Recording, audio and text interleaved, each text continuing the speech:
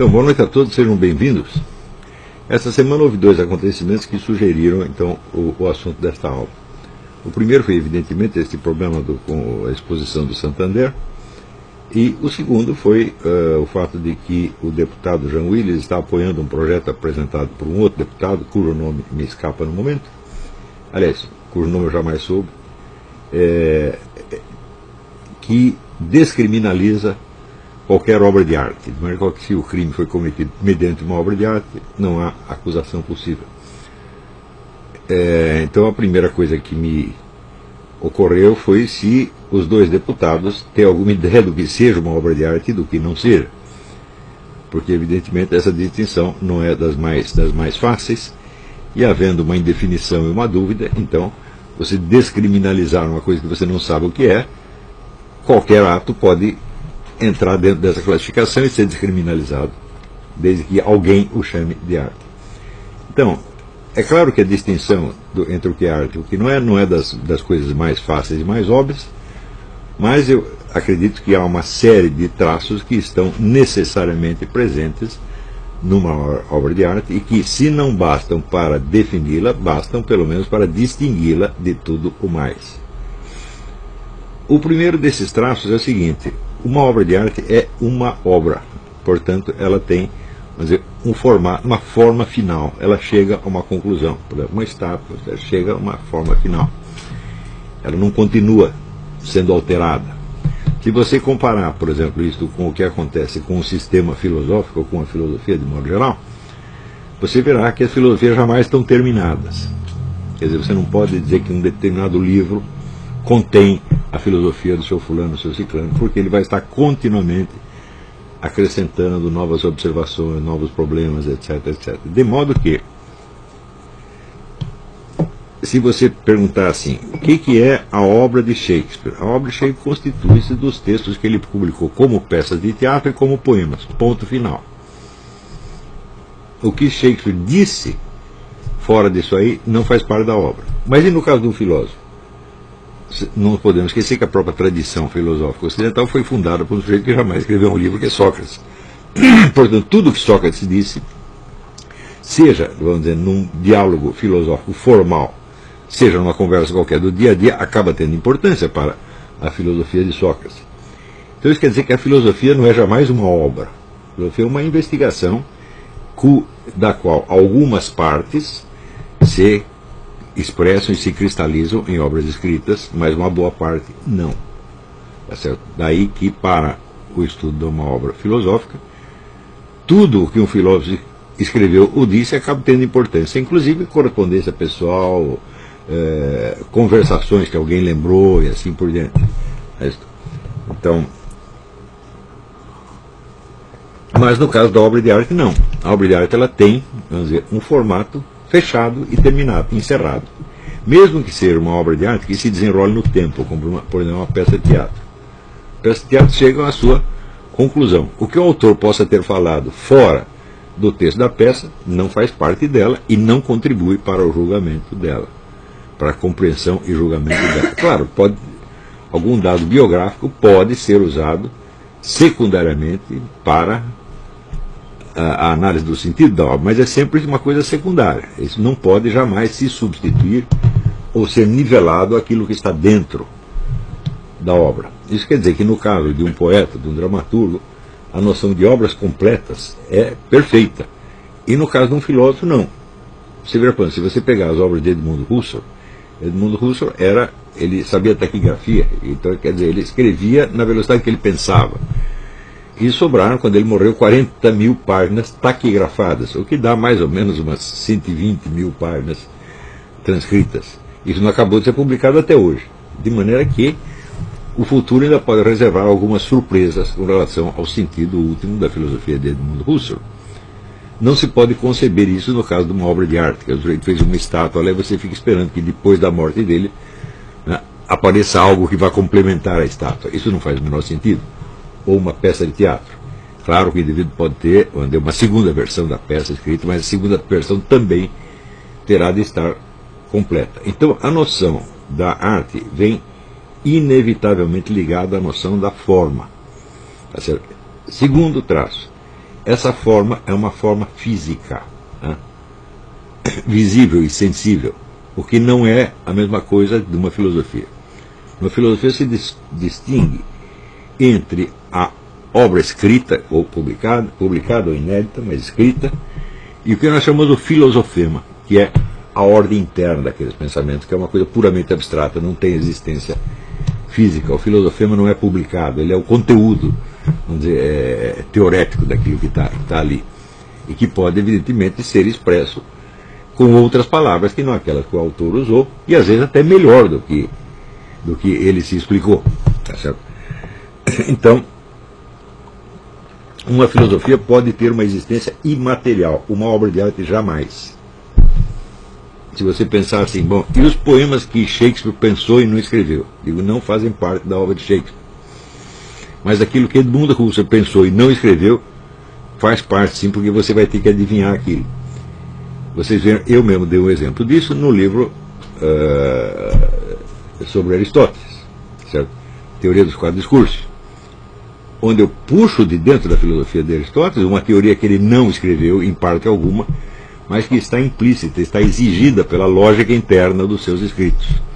Ele nunca disse que a poética, a retórica, a dialética e a lógica são variantes de uma mesma ciência. Ele nunca disse isso. Tá certo? Quem foi dizer foi Avicena e Santo Tomás, muito tempo depois, mas se limitaram a observar isso de passagem, da onde justamente eu tirei a dica para estudar o assunto e descobrir qual era essa unidade por trás. Então essa unidade, ela não faz parte da obra de Aristóteles, mas faz parte da sua filosofia. Estão entendendo? Então, por exemplo, uma parte imaterial da filosofia de Aristóteles. Numa obra de arte, isso não faz o menor sentido. Quer dizer, aquilo que não alcançou, de uma forma visível, audível ou tocável, tá certo? Não faz parte da obra de arte de maneira alguma. Não é isso? Então, por exemplo, se você pegar a poesia oral, ela tem um formato físico, audível. A música, essa música é a mesma coisa, ela tem um formato audível, portanto, atinge um dos sentidos. Então, um dos 5 sentidos tem que poder alcançar a obra de arte, senão ela simplesmente não existe. Uma obra de arte absolutamente imaterial,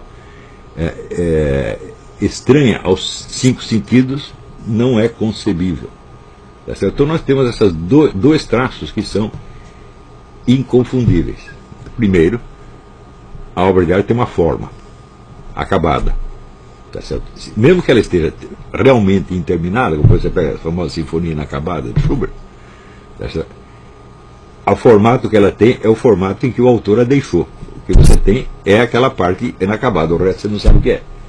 Portanto, você não vai poder julgar esteticamente esta obra com base nas partes faltantes. Só pode julgar com aquilo que está dentro da forma. Em segundo lugar, essa forma tem que ser uma forma física, visível, audível, tocável, ou alcançável pelos 5 sentidos de algum modo. Estas observações nos levam a uma conclusão. Se o que define a obra de arte a distingue, por exemplo, da filosofia ou da teologia, teologia é a mesma coisa, tá certo? Por exemplo, a teologia de Lutero, uma boa parte do que se sabe do pensamento de Lutero é o chamado table talk, quer dizer, conversações à mesa. Quer dizer, ele estava falando, conversando durante o almoço, alguém lá tinha a ideia de anotar. Ou as famosas conversações de Eckermann com Goethe, tá certo? Quer dizer, conhece muito do pensamento de Goethe, não da sua obra de arte literária, mas do seu pensamento científico-filosófico. Ele era um filósofo, um cientista também. Você conhece a partir dessas conversações, tá certo? E da teologia de Lutero, sem o table talk você não entenderia muita coisa que Lutero está dizendo. Também, isso não quer dizer que esse table talk faça parte da sua obra publicada, não. Tá certo? É uma coisa que veio de fora. Na arte isso é absolutamente inadmissível. Então, se você assiste uma peça, se a peça está ruim, mas daí você ouve alguém dizer que, mas fora, depois de estrear a peça, o autor teve uma ideia para completá-la assim, o assado, e me disse isso assim. Isso não vale, não conta na apreciação da obra. Só conta aquilo que está definitivamente contido na forma final da obra. Isso quer dizer que o que define uma obra de arte, pelo menos não sei se define completamente, mas o que a distingue de outras manifestações do espírito humano é exatamente o fato de que ela consiste numa forma, não apenas que ela tem uma forma. Uma filosofia também tem uma forma, só que pode ser uma forma imaterial, mas a presença de uma forma fisicamente alcançável é o que define a obra de arte. Portanto, nós dizemos, a forma é a finalidade da obra de arte. Né? Se não chegou à forma, não tem obra de arte nenhuma, tem apenas uma ideia, um projeto. Tá certo? E, nesse sentido, até eu poderia me considerar o maior músico de todos os tempos, porque eu já inventei um monte de melodias na minha cabeça, eu não sou capaz de escrevê-las. Tá certo? Então, Bach, perto de mim, é Pinto. Só que é o seguinte, eu não compus nada, ele compôs. Então, a noção da forma é absolutamente essencial para a obra de arte. Ora, essa forma contém muitos elementos. Tá certo? Se você pegar, por exemplo, pega o livro do filósofo polonês Roman Ingarden, Obra de Arte Literária, onde ele faz uma fenomenologia da obra de arte literária, e ele a descreve como composta de várias camadas. Tá certo? A primeira camada, evidentemente, uma camada física, você tem um papel impresso. Mas se não tem papel impresso, então não chega a ser uma obra de arte literária. Dentro desse papel você tem sinais gravados, tá certo? Que representam palavras de uma língua. Então você tem uma camada verbal. Em cima dessa camada verbal, você tem o mundo dos objetos, fatos e situações a que as palavras se referem. E em cima disso você tem a concepção geral do mundo que o artista botou ali. Então,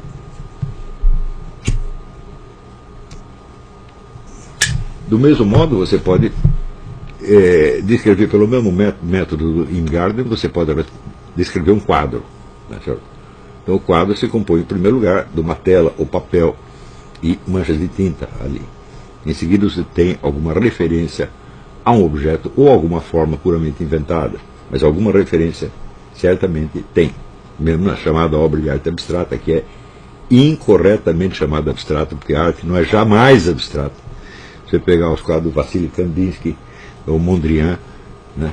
Aquele de abstrato não tem nada, você está vendo formas concretas, você está vendo um triângulo, um quadrado, uma cor vermelha, uma cor amarela, não tem nada de abstrato isso aí. Né? Então,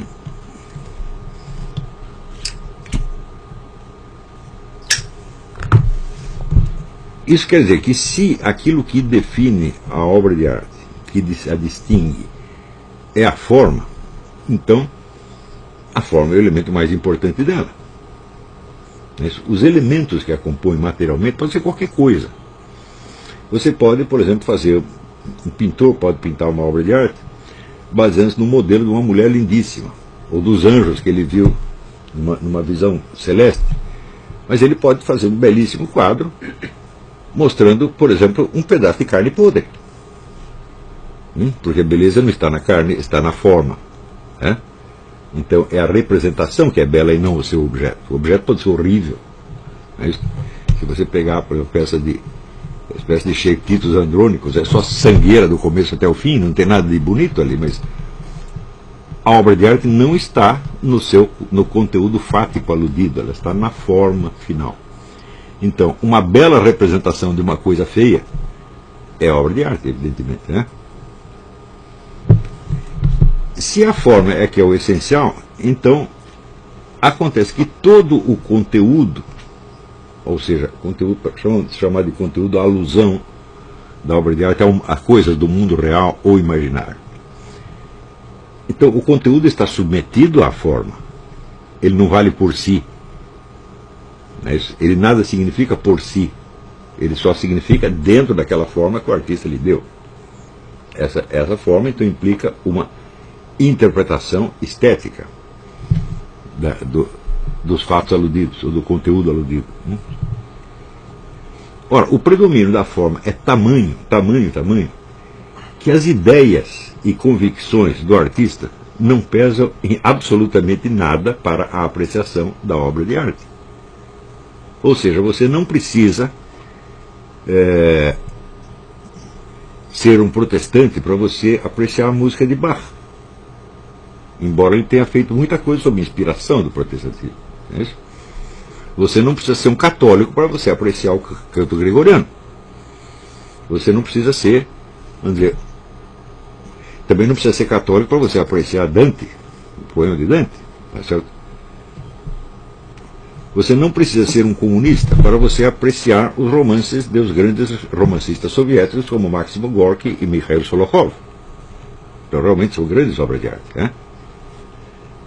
E assim por diante. Isso quer dizer que o conteúdo das ideias e a referência aos fatos está submetido a uma consideração maior que a da forma. Então esta forma absorve esteticamente os vários conteúdos e os subordina. E é por isso mesmo que a apreciação da obra não depende do seu conteúdo, e sim da forma com que ela articula esses conteúdos. Estão entendendo isso? É justamente isso que permite que grandes obras de arte tenham interpretações filosoficamente, ou moralmente, ou teologicamente opostas. Se você lê, por exemplo, os estudos do Georg Lukács, que é um filósofo marxista, sobre Dostoiévski, e depois você lê os do Nikolai Berdyaev, que é um filósofo cristão, sobre o mesmo assunto, você vê que existem motivos absolutamente opostos para você apreciar a obra de Dostoiévski, porque a forma absorveu os conteúdos e ela tem uma existência própria. Estão entendendo isso aqui? Do mesmo modo, se você pega os poemas de Baudelaire, Baudelaire é aparentemente um poeta satanista, tá certo? Mas depois apareceu um livro de um crítico chamado Stanislas Fumet, que é um crítico católico chamado Notre Baudelaire, Nosso Baudelaire. Então, mostrando que uma interpretação cristã dos poemas de Baudelaire é perfeitamente viável. E não faz sentido perguntar quem tem razão, porque os dois lados têm razão. Por quê? A obra de arte não é a afirmação de um conteúdo moral, político ou teológico. Né? Ela é a criação de uma forma que abrange vários conteúdos. E é essa forma que a diferencia enquanto obra de arte. Está entendendo? Isso quer dizer o seguinte: em qualquer caso em que a apreciação de uma obra de arte não possa ser separada da adesão ao seu conteúdo moral, religioso, ideológico, etc., não é uma obra de arte. A subordinação alterou. Por exemplo, pode acontecer até o caso extremo em que o artista, o escritor, o pintor, o músico faz uma música com determinada finalidade ideológica, doutrinal, propagandística, etc., etc. E ainda assim a forma predomina de tal modo que a obra pode ser apreciada independentemente, até contra esse conteúdo. Se você pegar as peças do Bertolt Brecht, tem umas peças que são muito ruins, outras que são muito boas. Parênteses. Diz que escreveu as peças foi a mulher dele, ele roubou tudo. Mas isso não vê ao caso. Quem é o autor ou não, não interessa. Ele era um vigarista mesmo. Mas algumas peças são muito boas. Então essas peças são boas independentemente do conteúdo de propaganda comunista que era o objetivo dele. Isto prova que mesmo agindo conscientemente como um propagandista, ele era um artista e o lado estético predomina. Estão entendendo? Do mesmo modo como alguns escritores podem ter escrito obras com uma finalidade propagandística ou ideológica, mas não conseguiram fazer a forma predominar suficientemente. É o caso, por exemplo, dos romances de Émile Zola. Émile Zola tinha toda uma cosmovisão cientificista, materialista da realidade, e ele escrevia os livros para transmitir essa ideia. Em alguns, que são livros muito bons, a forma predomina, se diz, é uma obra de arte. Nos outros, ele fala, não, isso aqui é só propaganda barata de uma ideologia da época. Está entendendo? A separação entre o conteúdo, vamos chamar de ideológico, um ideológico, estou querendo resumir tudo aqui, religioso, moral, filosófico, político, etc., etc. A possibilidade de separar entre o conteúdo político, entre a intenção política, publicitária, ideológica e a forma, é o que distingue a obra de arte de tudo mais.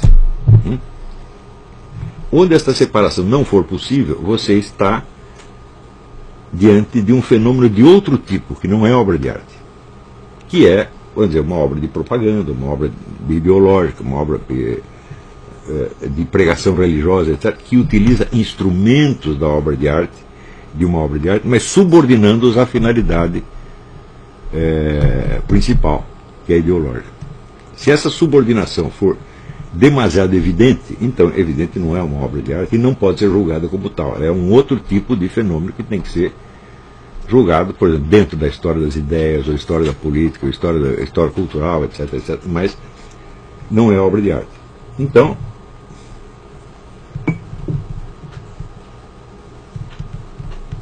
é claro que nem o deputado que criou o projeto, nem o Jean Willis que o apoia, são capazes sequer de seguir esse raciocínio. Duvido que entendesse se ele tivesse assistido essa aula. Quanto mais de fazê-lo por conta própria. Embora esse raciocínio que eu estou explicando não seja novidade nenhuma. Se você pegar, vamos dizer, a história da filosofia da arte, a história da estética, você vai ver que essas ideias circulam aí há séculos e elas são mais ou menos um consenso.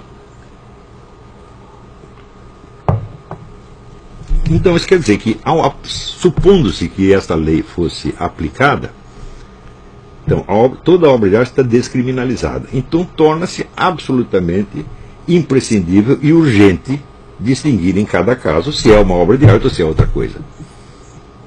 Não é isso? Ora, eu estive examinando alguns desenhos desse Antônio Obá. Tá certo? O Antônio Obá é assim, ele é tão flagrantemente anticristão que se você tirar esse anticristianismo dos quadros dele, não sobra nada. Então isso quer dizer, ele é um pintor, tem uma certa destreza, ele tem uma habilidade, mas o que ele está fazendo não é uma obra de arte, de maneira alguma. É uma obra ideológica. É um ato, uma tomada de posição ideológica que subordina a forma. Quer dizer, a forma ali não pode ser considerada independente do conteúdo ideológico transmitido. Não tem como fazer isso. E se não tem, isso já é a prova de que o objetivo não foi artístico, porque o que predomina não é a forma, e sim a mensagem. Estão entendendo isso? Se isto ficou muito claro, então nós podemos tirar algumas coisas quanto ao episódio Santander. Eu até fiz uma nota hoje dizendo o seguinte: o trajeto normal do pensamento humano é o seguinte: ele primeiro cria uma síntese confusa de várias impressões que ele recebeu. Essa síntese se expressa, pode se expressar verbalmente, gestalmente, etc. Mas ela contém muitos elementos indistintos. Em seguida você analisa essa impressão e você cria uma segunda síntese distinta. Quando Descartes fala das ideias claras e distintas, uma ideia clara é uma ideia que é diferente de outra ideia. E uma ideia distinta é aquela cujos elementos internos estão perfeitamente distinguidos uns dos outros. Então, distinguindo os vários elementos da síntese confusa, você obtém uma síntese distinta. E aí sim você tem uma ideia a defender. Mas, no Brasil, acho que ninguém sabe fazer isso. Todo mundo pega uma síntese inicial confusa, se apega a ela e sai defendendo em altos brados e ainda se achando um paladino da verdade e da justiça. É claro que isso é palhaçada, isso é infantilidade. E isto acontece em todo debate público sobre o que quer que seja no Brasil. Eu nunca vi, nos últimos 20 ou 30 anos, algum formador de opinião ser capaz de analisar a sua própria síntese confusa que se agita na sua mente e depurá-la e transformar numa síntese distinta, de modo que ele saiba do que está falando. Isso quer dizer, as pessoas nunca sabem do que estão falando, porque estão apenas expressando uma síntese confusa. No caso da exposição do Santander, a primeira síntese confusa foi expressa naquele vídeo daquele rapaz lá do Rio Grande do Sul, que ficou chocado com os desenhos ali de crianças, meninos travestidos, cenas de zoofilia, etc. E já saiu falando, dizendo que aquilo era uma apologia da pedofilia. Ora, a apologia da pedofilia, segundo o Estatuto da Criança e do Adolescente, exige a seguinte condição: é preciso que um quadro, um desenho, uma fotografia ou qualquer outra representação de um ato sexual envolvendo crianças seja exibido a crianças. Dos quadros que eu vi ali no Santander, nenhum atendia esta condição. Se você mostrar um ato sexual entre pessoas adultas, mostrar uma criança, você não está enquadrado no artigo 241 do Estatuto da Criança e do Adolescente. Então você pode achar que isso é uma imoralidade, mas não tem crime. Estão acompanhando daqui? Esta distinção escapou perfeitamente ao horizonte dos primeiros que ficaram chocados com o negócio. Então, somando tudo, o único crime que havia na exposição do Santander, não estou dizendo a única imoralidade, a única coisa chocante, a única coisa revoltante, a única coisa que diga de embrulhar o estômago. Não, tudo ali era digno de embrulhar o estômago. Tá certo? Tudo era chocante e revoltante. Mas ser chocante e revoltante não é um crime. Não tem uma lei que proíba. Se tivesse essa lei, eu já estaria preso há muito tempo. Porque eu vivo dizendo coisas chocantes e revoltantes. Então, às vezes até de propósito, para fazer doer. Então, por exemplo, outro dia eu disse que todos os comunistas do mundo são cúmplices do genocídio soviético. Baseado no que eu disse isso? Eu não justifiquei. Eu disse para chocar em primeiro lugar. Se a pessoa disser, mas está exagerando, então, não, daí eu puxo lá a jurisprudência dos tribunais internacionais que reconhece a cumplicidade ex post facto. Por exemplo, se o negro faz propaganda nazista hoje, ele é retroativamente, está apoiando retroativamente um crime já cometido. Então ele é culpado também. E isso, evidentemente, quando você conhece o que foi, vamos dizer, o Gulag, a rede de campos de concentração soviéticos, você vê que aquilo foi uma coisa muito pior do que o Hitler jamais chegou a conceber. Mas muito pior. Em primeiro lugar, pelo número de pessoas. Que chegou a ter ali 45 milhões de pessoas presas ao mesmo tempo. Tá certo? A mortalidade nos campos de concentração soviética era na base de 50% por ano. De maneira que tem que continuamente aprendendo mais gente para mandar para lá. Todos esses eram campos de trabalho forçados. E calcula-se, o próprio governo soviético calculava que 18% da mão de obra soviética era trabalho escravo. Outros economistas dizem que era 25%. Então, foi o maior caso de escravidão que ocorreu na história do mundo. Se você pegar o Egito, a colonização das Américas, o Islã, soma tudo, é de bom. Perto do trabalho escravo soviético era fichinha. E hoje você vê esses movimentos negros protestando contra a condição dos negros nos Estados Unidos, que é confortabilíssima. Queria eu ter a condição média do negro aqui, porque tem Social Security, tem crédito educacional, tem mais não sei o que, assistência médica gratuita, tem tudo. E mesmo assim eles acham ruim. Então, e bom, mas esses movimentos negros todos têm inspiração comunista, então são todos cúmplices retroativos do maior caso de escravidão que já houve no mundo. E você vai reclamar de uma escravidão que já acabou no século XIX? Que autoridade moral você tem? Não tem nenhuma. Tá certo? Mas eu gosto de soltar a coisa primeiro numa versão sintética que choca as pessoas e dá a impressão que eu estou exagerando. Eu falo, não estou exagerando. Se você quiser a demonstração todinha, com todos os detalhes, eu te dou com número, fonte, etc, etc, etc. Daí os negros ficam quietinhos. Mas estou dizendo isso só para ilustrar que você ser chocante não é crime.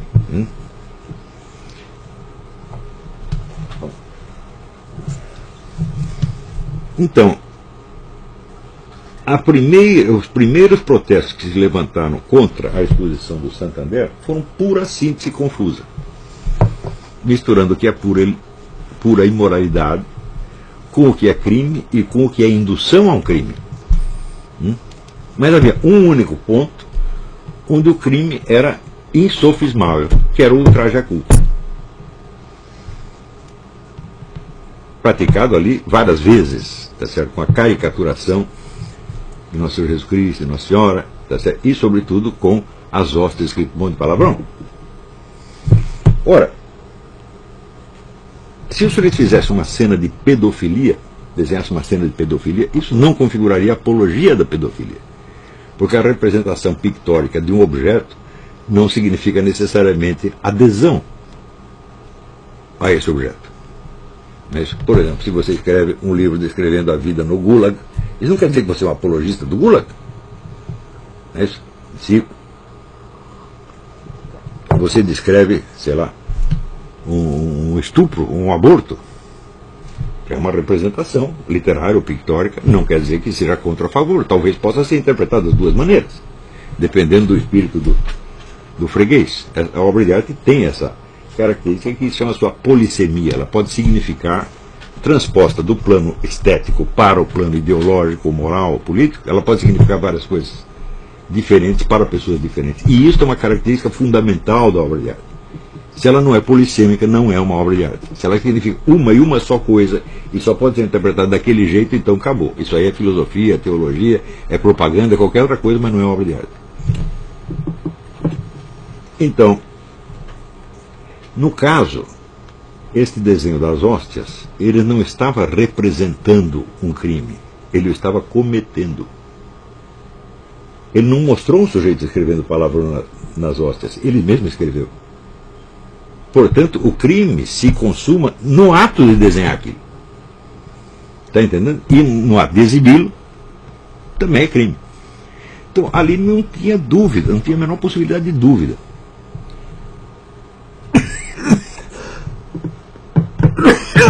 E aí entra, a questão adquire uma segunda dimensão muito interessante, que é a seguinte.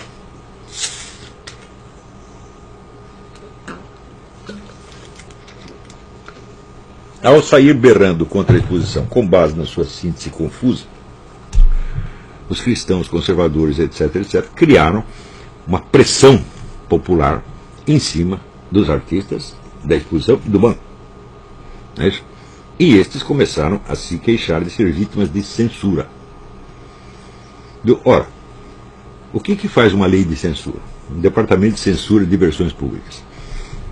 Ele permite ou proíbe a exibição de certos espetáculos, de certas obras, etc. Isso é tudo o que ele faz.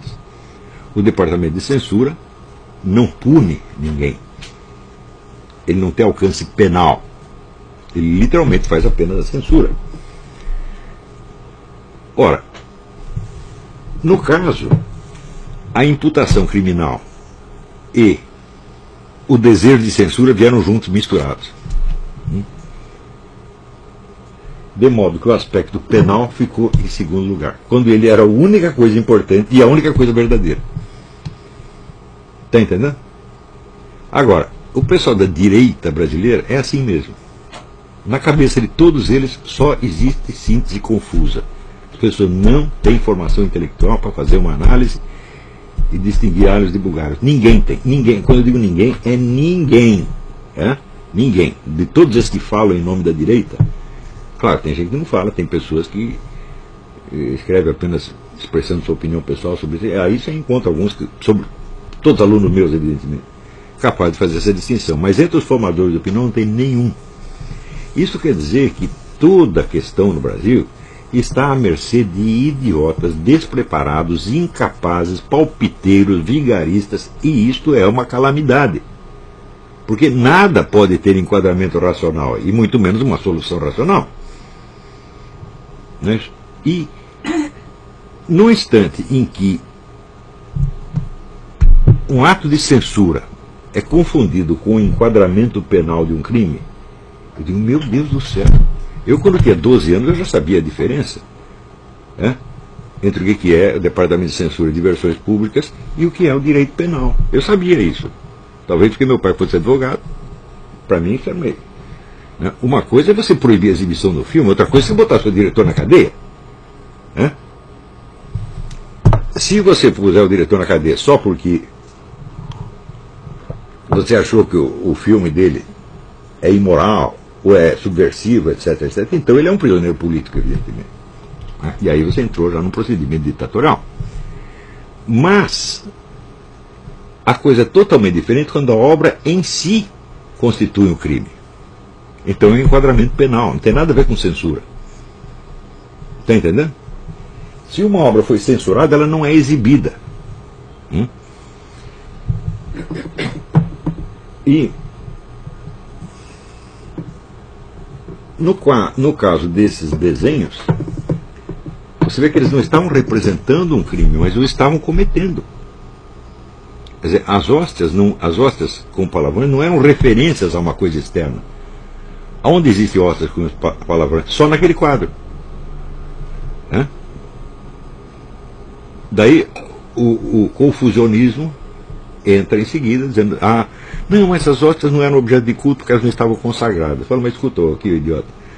O culto consiste na consagração. Portanto, elas são objeto de culto antes, durante e depois da consagração. Segundo, onde você comprou as hóstias? Numa loja de objetos religiosos que, por definição, só vende objetos de culto. Então não tem como escapar. Mas, quando eles se queixam de ser vítimas de censura, eles não deixam de ter uma certa razão, porque houve uma pressão popular generalizada, visando o quê? A impedir o prosseguimento da exposição. Eu não digo que essa atitude fosse errada. Na verdade, eu não sei. Tá certo?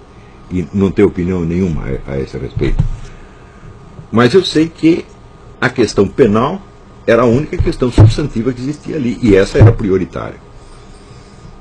Então, afinal de contas, o que você quer? Você quer apenas fechar a exposição e fazer os caras passarem 15 minutos de vergonha? Ou você quer punir um crime?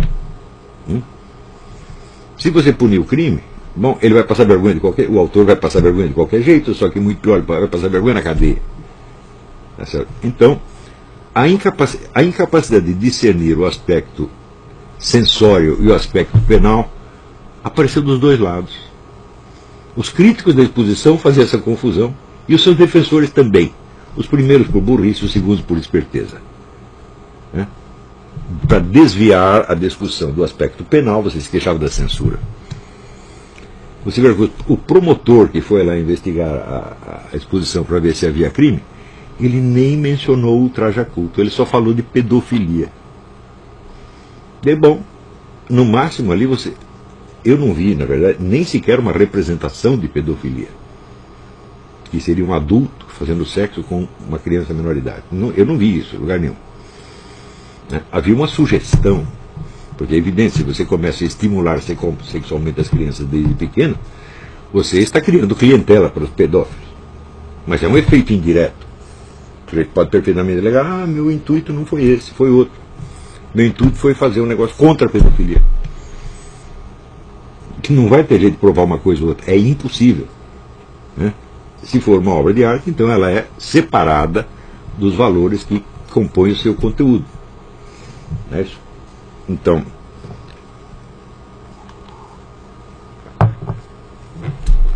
você desenhar um elefante não é fazer apologia dos elefantes. Desenhar um animal qualquer, você pode odiar o animal, você pode desenhar uma aranha, por exemplo, sei lá, um escorpião. Não é isso?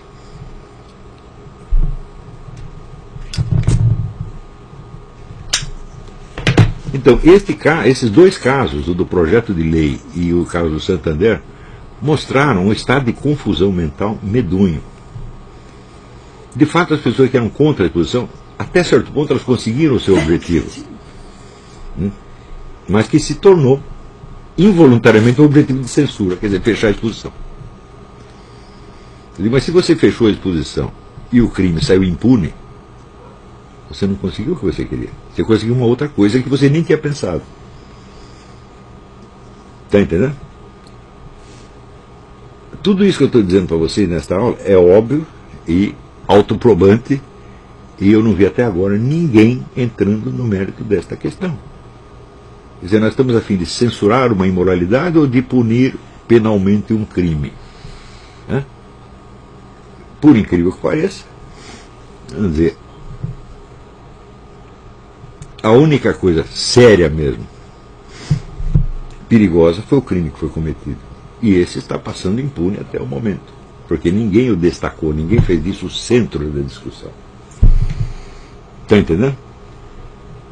Um tempo atrás, um grupo cristão processou o programa Porta dos Fundos por causa de uma paródia cínica que fizeram a respeito da religião. O programa foi absolvido pelo juiz. Por quê? Porque o crime de ultraje a culto, quando é assim, de você achincalhar uma religião, ele só existe quando existe uma vítima determinada. Não se trata de achincalhar a religião em geral, mas a religião de determinada pessoa. Está entendendo? Eu pego um indivíduo e o reduzo ao ridículo por causa da religião dele. Aí é crime. Agora, o segundo caso de ultraje a culto, que é o vilipêndio de objeto de culto, não implica que haja uma vítima determinada. Se você vilipendiou um objeto de culto da religião tal, você ofendeu todos os membros dessa religião. E isso é crime também. E o terceiro caso, previsto na lei, é o de interrupção de um culto religioso. Como, por exemplo, as duas lésbicas que invadiram a igreja do pastor Feliciano e foram lá se beijar na frente, lá na frente. O pessoal diz, não, mas isso é uma imoralidade, tem que ser punido. O que foi punido não foi a imoralidade, foi a interrupção do culto. Se elas interrompessem, tá certo? Vamos supor, eu sou um católico, eu vou lá, interrompo o culto do pastor Marcos Feliciano para fazer propaganda da minha igreja. Não tem nada de imoral nisso aí, mas é crime. Porque o crime está na interrupção do culto. Está entendendo? Se as duas fossem lá vestidas de filha de Maria, tá entendendo? Interrompesse o culto, seria crime do mesmo jeito. Agora, na síntese confusa que a pessoa faz na cabeça dela, está tudo misturado. Imoralidade, crime, censura. Mas o que é isso? São 200 milhões de habitantes no país. E você não consegue ter uma discussão decente sobre o que quer que seja. Então, eu acho que esse é um problema muito maior do que a expulsão do Santander e de que tudo que o deputado Jean Ui possa fazer durante a sua porca vida. Tá entendendo? Eles não conseguem ter a gravidade de uma coisa destas. Porque isso aí é a garantia de que nenhum problema jamais será analisado racionalmente e muito menos resolvido de maneira decente. Os problemas vão se prolongar, e quando alguém resolver tomar uma providência, com certeza vai ser a providência errada.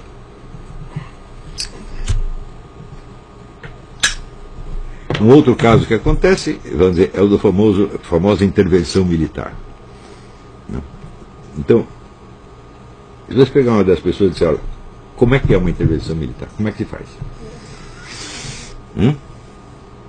Então, os militares simplesmente vão lá, prendem todo mundo e dizem, agora quem manda aqui sobre nós.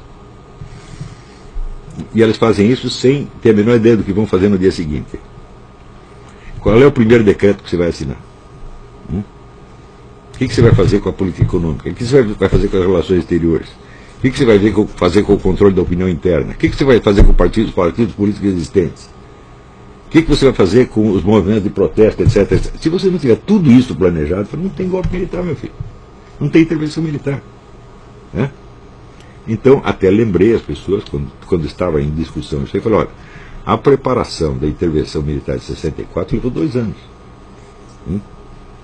E não foi só militar que participou.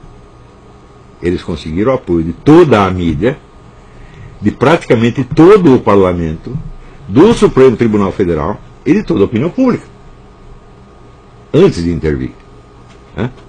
Agora, vamos pensar assim, quantos jornais e canais de televisão hoje apoiariam uma intervenção militar? Nenhum. Quantos membros do parlamento apoiariam uma intervenção militar? O Bolsonaro. E mais ninguém. Então, quantos governadores de estado apoiariam? Porque naquela época mais de metade dos governadores estava apoiando. Ninguém. A Igreja Católica foi fundamental no golpe de 64. Ela em massa apoiou a intervenção. E hoje ela apoiaria? Então, eu falo, bom, se falar em intervenção militar, é quase propor um suicídio. Segundo, no plano internacional, na época havia uma certa tendência aos golpes militares. Por quê? Porque as guerrilhas estavam crescendo velozmente no continente, e os Estados Unidos viam com bons olhos qualquer coisa que se fizesse contra elas. É esta mesma situação internacional hoje? Não. Você não teria apoio internacional nenhum. Você seria condenado na ONU, no Tribunal de Haia, no Parlamento Americano, no Parlamento Europeu, em tudo quanto é lugar. Então você estaria sozinho contra o mundo, sem apoio interno e externo. Você só teria apoio do povão, da massa solta e disseminada, a massa totalmente desorganizada. Eu falei, ninguém analisou isso. Eu só vi gente falando contra e a favor. Eu digo, eu não estou falando nem contra nem a favor, eu estou tentando entender o que é e como se faz. Né? Agora, você quer fazer um negócio e você não quer saber como se faz. Então o que você é? Você é um louco, um palhaço. Tudo que você fala assim flatus vocis, um peido verbal, para falar a verdade. A tradução correta de flatus vocis é esse. A palavra flatus só senadores, deputados usam, eu não uso. Então, só pessoas importantes. Eu sou o Zé Mané, eu digo as coisas com um nome mais popular e mais exato. Então, a pergunta é, meus filhos, até quando nós vamos continuar essa loucura?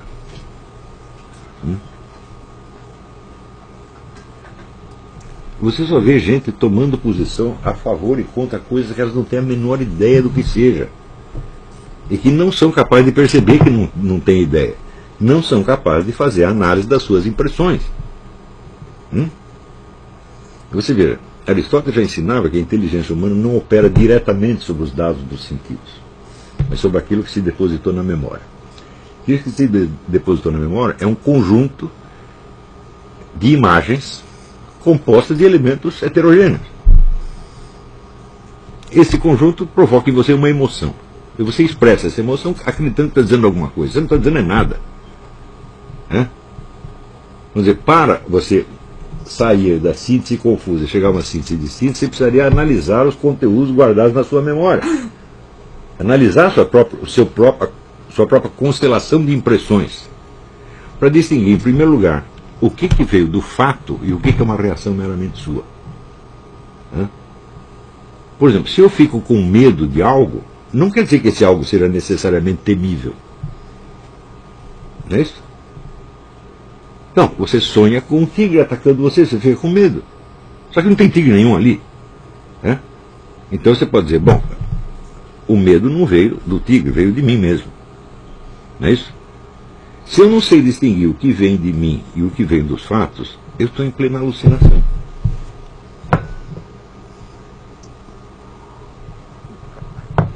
Então, eu digo o seguinte, o Brasil só tem um problema, é esse. O resto é tudo decorrência desse. E se resolver isso, não vai resolver mais nenhum outro. Não vem me dizer que eu vou resolver o problema da segurança pública, vou resolver a dívida nacional, vou defender, vou acabar com a corrupção. Você não vai acabar com nada, você não vai fazer nada. Por quê? O seu pensamento não tem poder de preensão sobre a realidade.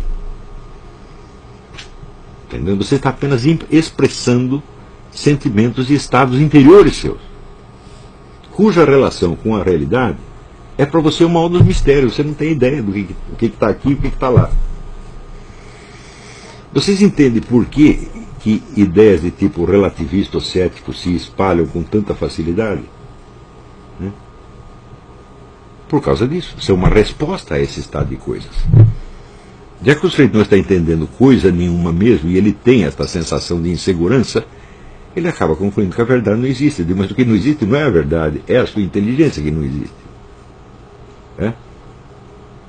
Você veja, se você pegar toda a psicologia contemporânea, você vai ver que tudo na inteligência humana se baseia, vamos dizer, num confronto que você faz entre as suas representações mentais e as alterações do estado de coisa externo. Não é isso? Por exemplo, você está casado com a dona fulaninha, tem amor para a dona fulaninha, um dia você chega lá, a dona fulaninha não está. De onde que ela sumiu? Dos seus pensamentos?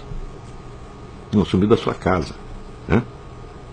Isso não é um dado da sua interioridade, é um dado do mundo real. Não é isso? Daí alguém te fala, ela fugiu com o vizinho. Também é um dado do mundo real. Tá certo?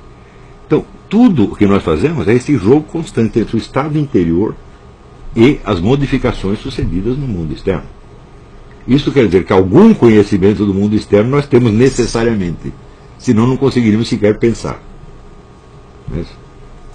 Então, os argumentos céticos eles acabam se espalhando não pela força dos seus argumentos, mas porque eles dão um alívio ao indivíduo que está em dúvida total. E por que ele está em dúvida total? Porque ele simplesmente é vítima das suas próprias sínteses confusas. Ele vagamente sente que ele está enganado a respeito de tudo. Não confessa isso, mas sente isso. Tá certo? Bom, então, por hoje é só. Daqui a pouco voltamos com as perguntas.